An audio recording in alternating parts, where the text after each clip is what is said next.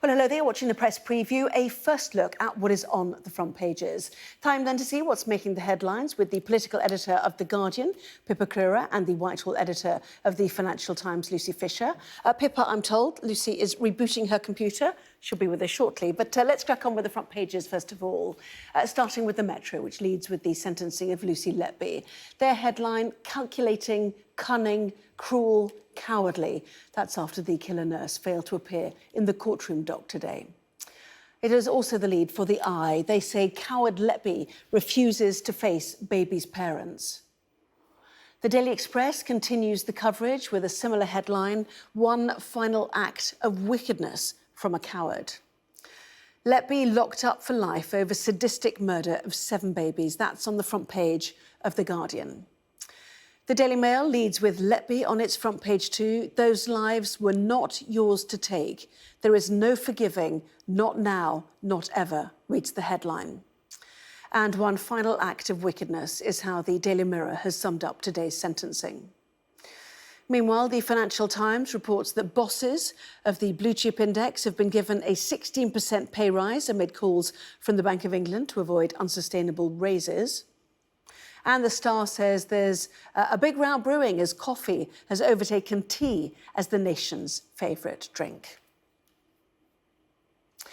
Well, a reminder, by scanning the QR code that you'll see on screen during the programme, you can check out the front pages for yourself of tomorrow's newspapers while you watch us and listen to our guests. But first of all, let's go to Lucy, still awaiting Pippa.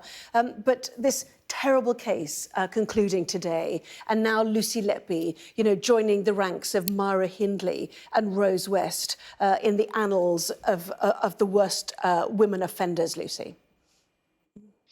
Yes, exactly, Anna. The final addendum to this totally shocking case, the judge today announcing a whole life term as expected, 14 life sentences in total handed down to the 33-year-old neonatal nurse for the murder of 7 babies and the attempted murder of 6 more babies. The judge summing up her cruel, calculating, and cynical campaign of child murder and how her malevolence bordered on sadism.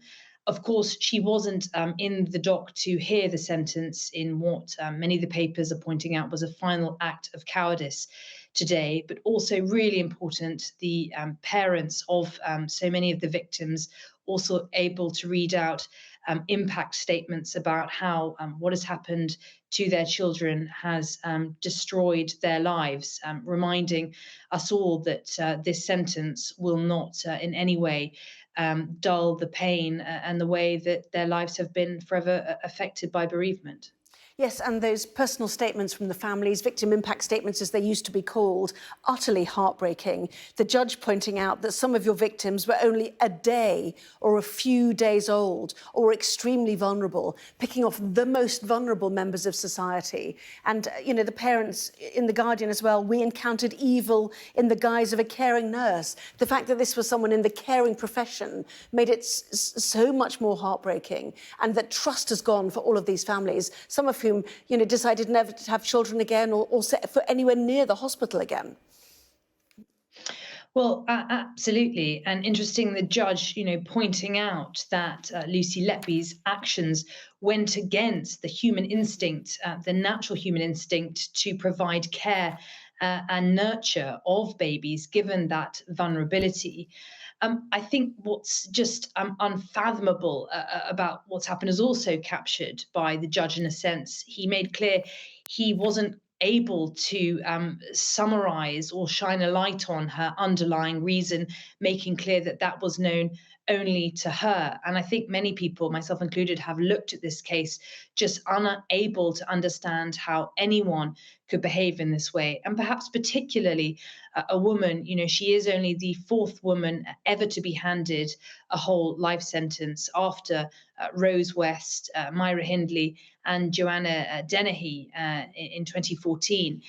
And I think, in particular, Joanna Dennehy is a case worth bringing up, because part of the conversation around what's happened with Lucy Letby refusing to appear in the dock has been this question of, when ministers should bring forward the legislation they've promised to force criminals who are sentenced to hear the sentences handed down to them in person, to allow victims, to look them in the eye as they receive their sentence. Joanna Dennehy, when she was given the whole life sentence in 2014 for murdering 3 men and stabbing 2 others, she laughed in the dock and then proceeded to wail as the judge read out her sentence. And I think we must also kind of remember that actually the reactions of people receiving whole life terms could, in their own way, be very damaging for victims to witness if it is one of mirth or somehow hysteria. Yes, it's interesting because a prison officer told us today that actually the powers are there. If a judge deems a prisoner needs to be brought up from the cells, they will be. But the sense was in this, dragging a female prisoner, to the dock would not be a good look. So that was quite interesting that you say that the legislation is coming. What there has been pressure about is this independent inquiry is at the moment not statutory, which means that people cannot be forced to give evidence. Whether the Prime Minister is beginning to listen to calls for it to have greater teeth. Now, that would be interesting to see if, hearing the horror of this case. Certainly. And Downing Street today making clear they've not ruled out a statutory inquiry in this case, I think suggesting they are aware of the pressure that is growing on the government to turn it into a statutory inquiry. Of course, they make the case for the benefits of not going down that route would be that the probe could be carried out in a more timely way. And in a case as shocking as this, and as you say, Anna, it has destroyed the trust of so many families affected, other people kind of looking on and who followed this extraordinary trial, that to get to the bottom of how this happened, how warnings were missed, and to ensure that nothing like this can ever happen again or go undetected for so long is also a pressing concern. But it does feel like there is a growing campaign for the government to make this a statutory inquiry, because, of course, it would, as you say, give them the powers to compel witnesses to appear. The Daily Mail, those lives were not yours to take. There is no forgiving, not now, not ever. Regaling some of the grieving parents in those personal statements, you are evil, you are nothing, as she received 14 whole life jail terms. The question is, what happens now in terms of further litigation? Should the Crown Prosecution Service... Oh, Pippa's here now. Pippa, maybe I'll put this to you, in fact. We're just talking about the personal statements being made in court, the whole life tariff, the compulsion to bring somebody up to the dock for sentencing in cases like this. But I was just going to bring in, what happens now in terms of other litigation. For example, a civil case against the Trust for compensation, whether the Crown Prosecution pursues those other cases in which the jury could not agree. What happens now, really, in terms of this case? Well, the families in the trial that's just concluded will qualify for compensation from the state, but it's really not very financial compensation, I should say. Obviously, there's no way of compensating for the tragic circumstances which they've had to go through, and it's about £13,000 or £14,000. But there are other, of course, as you say, ways that they can pursue this, and one of those is through litigation against the Trust. I would be surprised if none of the families decided to do that. So I think it's highly likely that with some time, when they've had a chance to kind of process what's happened in the last 48 hours with the trial, and then have some time to sort of consider next steps, I think it's highly likely that families would consider doing that. Obviously, in parallel, we've got the public inquiry that we're expecting, which I think I just joined you as Lucy was talking about it potentially being a statutory public inquiry rather than a non-statutory one. But if you are one of these families that have gone through this terrible, terrible tragedy, And you feel that while the individual has now been held to account through the courts, the trust absolutely has not, then you can imagine that they might want to pursue that with every means that they have available to them. And of course, one of those is, as we say, through the courts. So I think this is not over yet. Yes, and the eye, once again, also going with the coward Letby refusing to face baby's parents, whether that, hinders, their sense of closure at the end of this 10-month trial. So many days of the jurors out considering their multiple verdicts. And the question, I suppose, for some, whether there should be corporate manslaughter against those in charge, those who seemed to refuse to listen to whistleblowers, Lucy, who were trying to bring Lucy Letby's acts to the public's knowledge. Yes, I mean, extraordinary details that have come out in the past 48 hours or so about not only warnings from consultants who played detective, trying to work out what this spate of mysterious deaths between June 2015 and June 2016 had in common, who worked out that the sole factor in common between all these cases was Lucy Letby.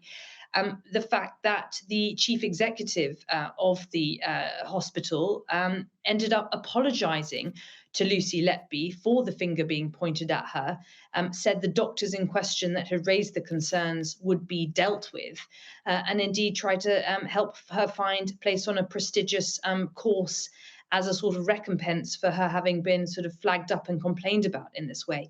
It really is just absolutely shocking to see these details. But equally today, we've also heard about another senior NHS director who ignored complaints and concerns about Lucy Letby finally being suspended. Again, as Pippa said, nothing that has happened in the aftermath can do anything to bring back those children who were murdered as far as the parents are concerned. But I think certainly they will want answers, and to see people who failed to intervene and failed to safeguard and provide the protections necessary for children in the care of this hospital, certainly will face more questions and disciplinary action. Yes, and indeed, I think 7 paediatricians who'd been raising concerns were forced to apologise to Lucy Letby seemingly against their will. There are so many questions which hopefully the public inquiry, in whatever guise it comes, Pippa, will start to answer. Daily Express as well, one final act of wickedness from a coward.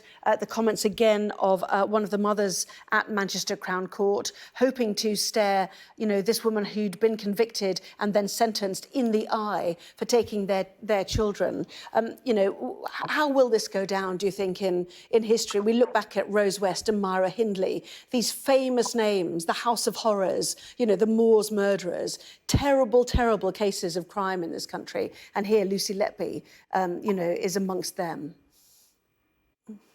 Yes, and I think it was really sort of a really devastating blow to those families that were in court and wanted to, as is their right, deliver victim statements. And it's just not the same, I think, handing over sheets of paper with those written down. They wanted to be able to see Letby in court when that sentence was passed down on her, to see her reaction when she was told that she would be spending the rest of her life in jail. And they were robbed of that final opportunity, which I think inevitably will go down very badly. I mean, when we asked the government about this today, and colleagues over previous days have suggested, is that the law does actually allow a judge to insist that somebody appears in court. That didn't happen for sentencing. That didn't happen in this case. But the maximum for the likelihood is that person could potentially be found in contempt of court. And of course, the maximum sentence in this particular instance would be 2 years. When you're already serving a life in prison, that's not much of a motivation for somebody to appear. So the government's looking again at what it can do to compel prisoners to appear for sentencing. Although, of course, the families and reporters and politicians and people that sort of kept an eye on this over recent months and years will know that this is not the first time that the government has promised to act on this, to effectively drag prisoners to court and for sentencing, and it hasn't happened yet. Welcome back. You're watching the press preview with me once again, the political editor of The Guardian, Pippa Crerar, and the Whitehall editor of the Financial Times, Lucy Fisher. So, Lucy, let's go to your paper, shall we, the FT, which talks about average payouts for senior bosses hitting 16%. Tell us about this. Well, this is the news that the average FTSE 100 chief earned £3.9 million last year, a 16% pay rise at a time when ordinary workers suffered a real-term pay cut because, of course, inflation outpaced wages growth. This has also seen the gap widen between chiefs and the median average earning of FTSE chiefs and the median average earning of ordinary workers has grown to 118 times. That's just how much more the bosses are earning. So unsurprising to see union chiefs like the GMB's Secretary General Gary Smith complaining about CEO fat cats on the front of the FT tomorrow. Yes, fascinating. When workers, the paper points out, on average suffered a real terms pay cut with inflation outstripping wage rises. Quick look at the Metro, which we teased. No further police action will be taken over cash for honours allegations involving a charity set up by King Charles as Prince of Wales.